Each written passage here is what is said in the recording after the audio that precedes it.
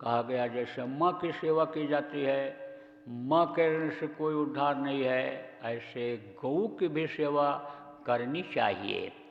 तो प्रेमियों, अब तो गाय पालना लोग बंद कर दिए, बहुत कम कर दिए। पहले तो दरवाजे दरवाजे पर गायें हुआ करती थीं। बहुत सी बीमारियां लोगों की, उनके जो गंध निकलती थी शरीर से, उसी से वो जो श्वास लेती थीं, उसी से बीमारियां, उनके गोबर से, उनके मूत्र से, यानी बहुत सी बीमारियां लोगों की निकल जाती थी।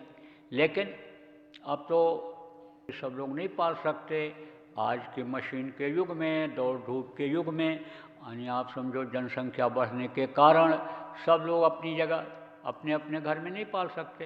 तो जगह जगह पर ऐसी व्यवस्था बना लिया कुछ व्यक्तिगत लोगों ने, कुछ सरकारों ने, कि गौशालाएं खुलवा दी।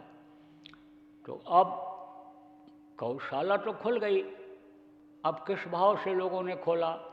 दूध पीने के भाव से, दूध बांटने के भाव से, दूध बेचने के भाव से, कि सरकार से अनुदान लेने के भाव से, किस भी तरीके से। हम तो इसका विश्लेषण नहीं करना चाहते हैं और हम उधर नहीं जाना चाहते हैं, लेकिन ये ज़रूर कहना चाहते हैं कि जिन गौशालाओं में हालत ख़राब है गौओं की, उनको चारा नहीं मिल पा रहा है और वो किसी तरह से जी रही हैं, उन गौशालाओं में आप लोग चारा दे दो। एक अभियान ये चला दो। देखो, कहते हैं पहले खुद करो और फिर दूसरे से कहने के हकदार बनोगे।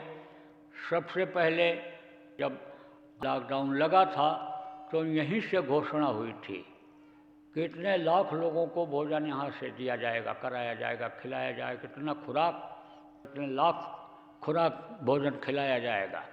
तो प्रेमी जगह जगह खिलाने लग गए, सरकारें खिलाने लग गईं, जगह जगह पर संस्थाएं खिलाने लग गईं। तो हम कहने के हकदार भी हुए जब हमने खुद किया। तो यहीं से हमने प्रेमियों से कहा, आश्रम के प्रेमियों से, कि गौशालाओं में भूसा डलवाना शुरू कर दो। तो डलना शुरू हो गया। अब समझो, देख लो, समझ लो कि जो गौशालाएँ कमज़ोर हैं, जहाँ पर ज़रूरत है भूसा की, चारा की, सहयोग आप इकट्ठा करके वहाँ डलवा दो। रोज़ रोज़ वहाँ बना के नहीं खिलाना है, और न रोज़ रोज़ आप उनकी सेवा करने जा सकते हो। तो सेवा करने की व्यवस्था तो उन लोगों ने बना रखा है, सरकार भी अनुदान देती है, उनको पैसा मिलता है, उससे वो यानी उनको कुछ सेवा देते हैं, उनसे गोबर उठवाते हैं, सफाई कराते हैं और उनको घास चारा खिलाने के लिए रख रखे हैं। तो चल तो सब जगह रहा है, लेकिन कहीं कहीं चारा आदि की दिक्कत है, वो कमज़ोर हैं। देखो, जानवर रखो तो उनकी सेवा करो, कमज़ोर नहीं होना चाहिए।